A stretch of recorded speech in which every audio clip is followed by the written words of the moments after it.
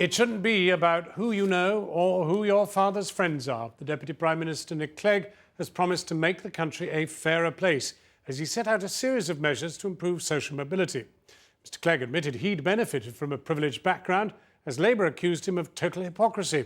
But despite years of talk about boosting opportunities, there is evidence that children from poorer backgrounds are finding it even harder to move up, as our economics editor Faisal Islam now explains.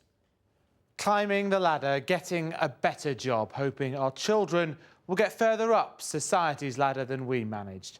Social mobility is all about the extent to which your ability to ascend in Britain is predetermined not by hard work and intelligence, but by your parents' bank balance. Measuring it, though, is fiendishly difficult, and changing it even harder. So what's the evidence that people find it hard to climb out of their backgrounds? Well, just a quarter of boys from working class backgrounds end up getting middle class jobs. That means professional or managerial posts. So the studies show the fate of working class kids is largely sealed by their background. Why? Well, one problem, children from poor backgrounds don't get the same educational qualifications. About a third of children on free school meals get 5 good GCSEs, but 58% of children who don't get free school meals manage the same. And there's further evidence of how access to education influences your life. 7% of the population attend private schools, but the privately educated make up a third of our MPs, half of our top doctors, a similar share of top journalists, and more than 2/3 of senior barristers. So a paid-for education pushes you up the ladder in the top professions, all of which backs up the statistical analyses that show what you earn is more closely connected in Britain to what your parents earned than in most other advanced countries. So the problem seems large, but today's proposals are perhaps rather modest. More funding is promised for young adults who struggle in school.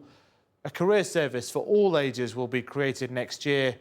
Companies will be asked to open up their internships to people from disadvantaged backgrounds, and there'll be a social mobility commission to check the government is delivering. Now, that commission is in fact a repurposing of the already planned commission on child poverty.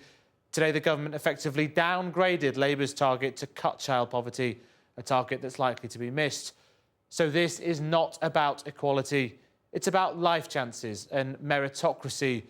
But there are few policies that acknowledge if more poor kids go up, there'll be more rich kids who are knocked down a few rungs.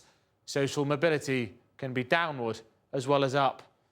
For Nick Clegg, the challenge will be to prove that his policies promote mobility at a time when the squeeze means the average Briton feels absolutely poorer.